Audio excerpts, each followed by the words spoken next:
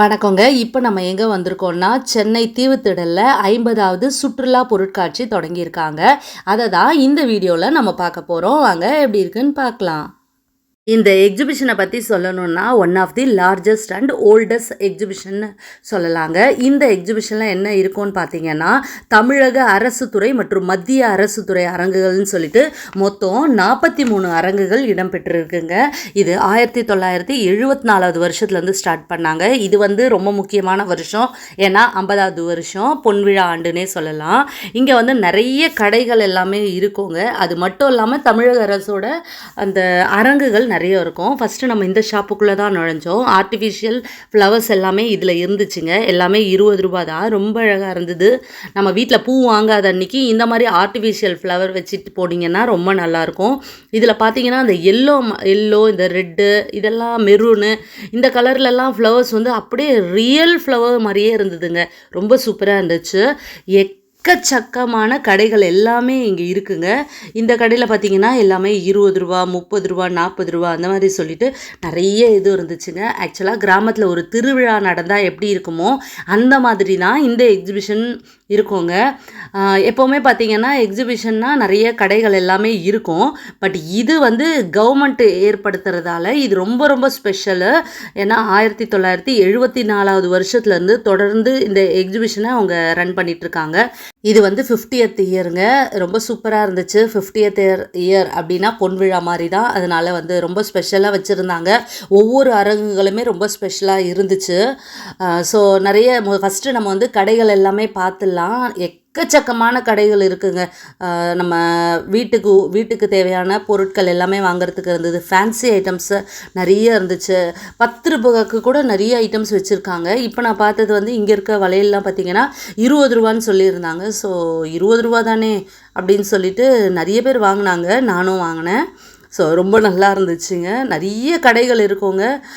நிறைய நம்ம வந்து எல்லா கடைகளையும் ஒரு சேர பார்க்கணுன்னா இங்கே இந்த எக்ஸிபிஷனுக்கு நம்ம வரலாங்க.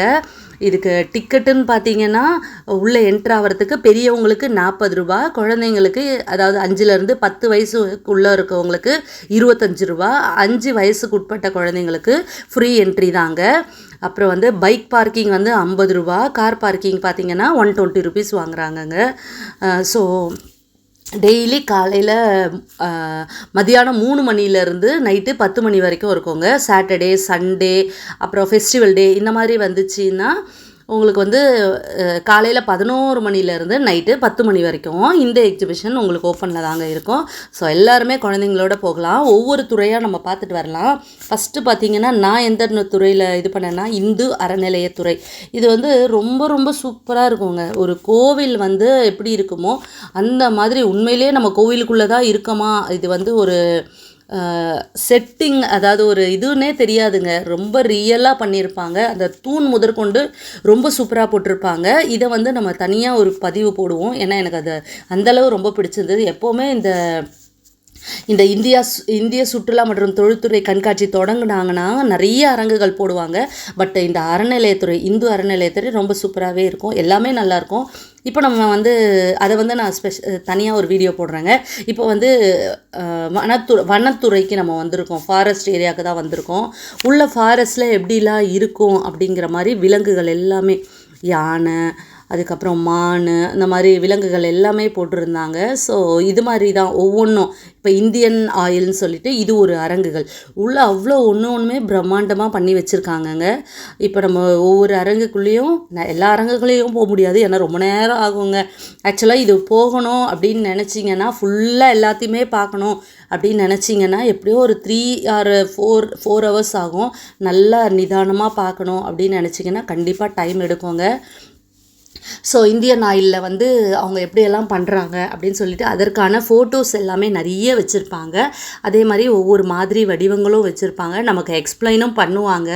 நீங்கள் கேட்டால் எக்ஸ்பிளைன் பண்ணுவாங்க. அப்படி இல்லைனா அவங்களே கூட நிறைய எக்ஸ்பிளைன் பண்ணுவாங்க. அதனால் இந்தியன் ஆயில் எப்படி இருக்கும் அப்படின்ற மாதிரி ஒரு அழகான ஒரு முன்மாதிரியை தான் இங்கே வச்சுருக்காங்கங்க. ஸோ இந்த மாதிரி ஒவ்வொரு துறை. இப்போ நம்ம அடுத்து பார்க்க போகிறது ரிப்பன் பில்டிங்க. ரிப்பன் பில்டிங் பார்க்கணும் நிறைய பேருக்கு ஆசை இருக்கும். ஸோ ரிப்பன் பில்டிங் எப்படி இருக்கும் அப்படின்ற ஒரு அழகாக ஒன்று பண்ணி வச்சுருக்காங்க பாருங்கள்.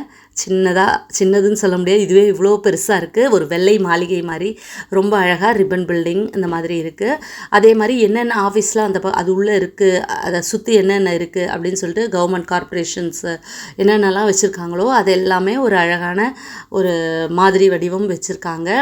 இதெல்லாம் வந்து குழந்தைங்க பார்க்க வேண்டிய ஒரு விஷயந்தாங்க. எப்போவுமே எக்ஸிபிஷன்னா கடைகள் மட்டும்தான் இருக்கும். அது வந்து அந்த எக்ஸிபிஷன் வேறு. இது வந்து இந்திய சுற்றுலா மற்றும் தொழில்துறை கண்காட்சி. ஸோ இந்த மாதிரி கண்காட்சி போட்டாங்கன்னா வருடத்திற்கு ஒரு முறை மட்டுமே இந்த எக்ஸிபிஷன் போடுறாங்க. ஸோ உங்கள் குழந்தைங்கள கண்டிப்பாக கூட்டிகிட்டு வாங்க. இதில் ஒவ்வொரு விஷயமும் நம்ம போயிட்டு வெளியில் போயிட்டு நம்ம குழந்தைங்களுக்கு கூட்டிகிட்டு போய் காட்ட முடியாது.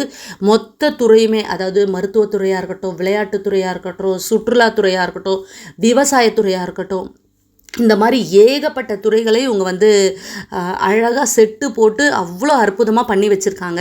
இதெல்லாம் குழந்தைங்க இப்போ நிச்சயமாக பார்க்க வேண்டிய ஒரு விஷயம். சாதாரண கண்காட்சினா நம்ம வந்து ஒன்லி கடைகள் இருக்கும், அதை எப்போ வேணால் நம்ம பார்த்துக்கலாம். இது பாருங்கள், முரசொலி மாறன் ஸ்டெம் பூங்கா பெரம்பூர். ஸோ இது வந்து ஒரு ஸ்டெம் பூங்கா. ஸோ இந்த மாதிரி வந்து ஏகப்பட்ட துறைகளை வந்து ரொம்ப அழகாக பண்ணியிருக்காங்கங்க. குழந்தைங்க பார்க்க வேண்டிய ஒரு இடம். அதுவும் வெறும் 40 ரூபீஸ், பெரியவங்களுக்கு 40, சின்ன பசங்களுக்கு 25 ரூபீஸ் தான். ஸோ ரொம்ப அழகாக இருக்குங்க. இது பாருங்கள், வீடு தார் சாலை எப்படி அமைச்சிருக்காங்க. அதாவது வீடு வந்து ஒரே மாதிரி வீடு பாருங்கள், ரொம்ப அழகழகாக இருக்குங்க. அதாவது ஸ்கூலில் ஒரு ப்ராஜெக்ட் பண்ணி வச்சுருப்பாங்க, பசங்கள்லாம் வந்து ப்ராஜெக்ட் பண்ணும்போது அந்த ப்ராஜெக்ட் எப்படி இருக்கும் அந்த மாதிரி. மழைநீர் வடிகால் அந்த மாதிரி ஐட்டம். அப்புறம் வந்து இங்கே பாருங்கள், குழாயில் தண்ணி பிடிக்கிறாங்க. இந்த மாதிரி வந்து இந்த மாதிரி சின்ன சின்னதாக பார்க்குறது வந்து நமக்கே வந்து ஒரு அட்ராக்டிவாக இருக்கும். இந்த கண்காட்சியை பொறுத்த வரைக்கும் வருடம் மிஸ் பண்ணாமல் நான் வந்துடுவேங்க. ஏன் சொல்கிறேன்னா, நாங்கள் இருந்தது வந்து சென்னையில் தான் இருந்தோம். ஆக்சுவலி வந்து நான் இருந்தது ஃபுல்லாகவே சிந்தாதிரிப்பேட்டை அப்படிங்கிறதால, எனக்கு வந்து இது ரொம்ப கிட்ட அப்படிங்கிறதால எங்கள் அப்பா வந்து சின்ன வயசுலேயே இந்த இடத்துக்கு அடிக்கடி கூட்டிகிட்டு போவாங்க. வருடத்துக்கு ஒரு வாட்டி இந்த எக்ஸிபிஷன் போட்டால் கண்டிப்பாக நாங்கள் போகாமல் இருந்ததே இல்லை. ஸோ எனக்கு சின்ன வயசு மெமரிஸ் கூட ரொம்ப இருக்குங்க. ஏன்னா இது வந்து 50th இயரு. ஆக்சுவலாக கிட்டத்தட்ட நான் வந்து எனக்கு நினைவு தெரிஞ்சு 20 இயர்ஸ்க்கு மேலே நான் இதை பார்த்துருப்பேன். ஒவ்வொரு வருடமும் எங்கள் வீட்டில் கூட்டிகிட்டு வருவாங்க. நான் சொல்கிறது 20 இயர்ஸ்க்கு மேலேயே இருக்கும். ஸோ அந்த மாதிரி அப்படியே எனக்கு அதெல்லாமே ஞாபகம் இருக்கும். ஒரு கிராமம் வந்து எப்படி இருக்கும், ஒரு நகரம் எப்படி இருக்கும், ஒரு பஞ்சாயத்து ஆஃபீஸ் எப்படி இருக்கும், அங்கே உட்காந்து எல்லாரும் பஞ்சாயத்து ஆஃபீஸில் உட்காந்து அதை பேசுவாங்க பார்த்தீங்க, கிராமத்தில் எப்படி இருக்கும்ன்ற மாதிரி. கூட்டுறவு சங்கம் இந்த மாதிரிலாம் சொல்லுவாங்க பார்த்தீங்களா, அதெல்லாம் போயிட்டு குழந்தைங்களுக்கு காட்டுறதுக்கு இது ஒரு சூப்பராக இருக்குங்க. அந்த ரோடுலாம் பார்த்திங்கன்னா தார் ரோடு எப்படி இருக்கும், அதாவது கூரை வீடு எப்படி இருக்கும், மச்சி வீடுன்னு சொல்லுவாங்க, அந்த மாதிரி வீடு எப்படி இருக்கும். அதே மாதிரி வந்து சுடுகாடுன்னு சுடுகாடு எப்படி இருக்கும், தார் சாலைனா என்ன, மண் சாலைனா என்ன, செம்மண் சாலைனா என்ன, இந்த மாதிரி சொல்லிட்டு ஒன்றுத்துக்குமே அவங்க அழகழகான விளக்கம். அதாவது தண்ணி, ஏரி, குளம், இந்த மாதிரி இடம் நமக்கு எல்லாமே இங்கே பார்க்கலாங்க. ஒவ்வொரு இடத்துலையும் எப்படி எப்படிலாம் இருக்குது, வண்டிகள் போகிறது, இந்த மாதிரி சொல்லிவிட்டு ஒவ்வொன்றுமே குட்டி குட்டியாக அழகழகாக பண்ணி நமக்கு பார்வைக்கு வச்சுருக்காங்க. ஸோ ரொம்ப சூப்பரான ஒரு எக்ஸ்போங்க. அதாவது இதை நான் வந்து ஒரே பார்ட்டில் வந்து இந்த வீடியோவை நான் போடவே முடியாது. அடுத்தடுத்த பார்ட்டில் தான் நம்ம நிறைய பார்க்க முடியும். பட் வந்தீங்கன்னா மொத்தத்தையும் பாருங்கள். ஃபஸ்ட்டு அதாவது முக்கியமாக நம்ம வந்து எக்ஸிபிஷன்னா அந்த கடைகள் எல்லாமே பார்த்துட்டு இதெல்லாம் மிஸ் பண்ணிடாதீங்க. கடைகள் பார்க்க வேண்டியது, கடைகளில் நம்ம எப்போ வேணால் பார்த்துக்கலாம், எப்போ வேணால் வாங்கிக்கலாம். கண்டிப்பாக இந்த கவர்மெண்ட் வந்து வச்சுருக்க ஒவ்வொரு அரங்குகளையும் குழந்தைங்களுக்கு கூட்டிகிட்டு போய் காட்டுங்க. அதே மாதிரி கடைகளும் நம்மளை நம்பி போட்டிருக்காங்க. ஸோ எல்லாமே வாங்கி சாப்பிடுங்க, எல்லாம் பண்ணுங்கள். பட் இந்த இடத்துக்கு மட்டும் ஒவ்வொரு அரங்குகளையும் உள்ளே போயிட்டு குழந்தைங்கள படிக்க வச்சு, அதாவது இது மட்டும் இல்லைங்க, ஒவ்வொன்றுத்துலேயும் ஃபோட்டோவோட விளக்க படங்களோடு இருக்குது. நம்ம படித்து நிதானமாக ஒவ்வொன்றுத்தையும் நீங்கள் நிதானமாக பார்த்து பயன்பெறணுன்றது தான் என்னோடய விருப்பம். குழந்தைங்களுக்கு இதை பண்ணிங்கன்னா அப்படியே மனசில் வந்து இந்த வருடம் நீங்கள் கூட்டிகிட்டு போயிட்டீங்கன்னா அடுத்த வருடம் எப்போ இது வரும் அப்படின்னு குழந்தைங்க வந்து காத்துட்ருப்பாங்க.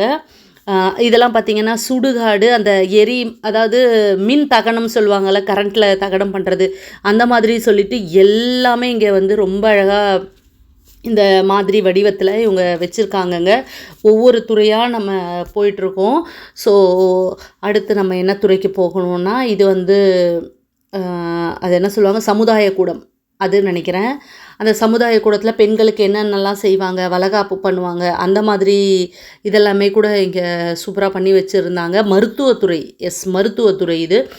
மருத்துவத்துறை அப்படின்னு சொல்லிட்டு வச்சுருந்தாங்க. மருத்துவத்துறைனா அந்த மருத்துவத்துக்கு தேவையான சம்மந்தப்பட்ட அத்தனை விஷயங்களும் உள்ளே இருக்குங்க. ஒவ்வொரு வருடமும் இந்த துறைகள் எல்லாமே போட்டாலும் ஒரு வருடம் போட்டது மாதிரியே அடுத்த வருடம் இருக்காதுங்க. அதை அப்படியே சேஞ்ச் பண்ணி டிஃப்ரெண்ட்டாக போடுவாங்க. அதில் தான் ஏன்னா நான் போன வருடம் பார்த்த மருத்துவத்துறைன்றது வேறு மாதிரி இருந்துச்சு, இந்த முறை பார்க்கும்பொழுது வேறு மாதிரி இருக்குது. அதுதான் இங்கே ஒரு ஸ்பெஷாலிட்டி. அதே மாதிரி ஒவ்வொரு வருடமும் மாற்றுவாங்க. அந்த சுற்றுலாத்துறைன்னு எடுத்துக்கிட்டிங்கன்னா போன வருடம் நம்ம பார்த்தது வந்து இந்த வருடம் வேறு மாதிரி அதை வந்து அரங்குகள்லாம் ரொம்ப அமைப்பாங்க.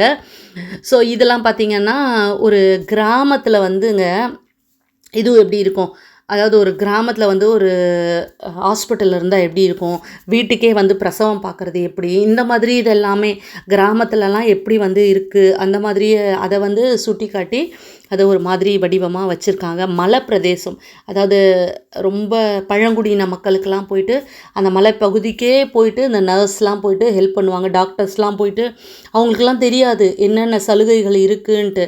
மருத்துவத்துறையில் ஏகப்பட்ட சலுகைகள் இருக்குங்க. அது மட்டும் இல்லாமல் இங்கேயே பிபி பார்க்குறாங்க, சுகர் பார்க்குறாங்க, இந்த மாதிரி எல்லா டெஸ்ட்டும் எடுக்கிறாங்க. இது வந்து ஒரு கொசுங்க, கொசு எப்படி நோயை இது பண்ணுது. ஒரு குழந்தை கேட்டுச்சு, என்னதுமா இது அப்படின்னு கேட்டுச்சு.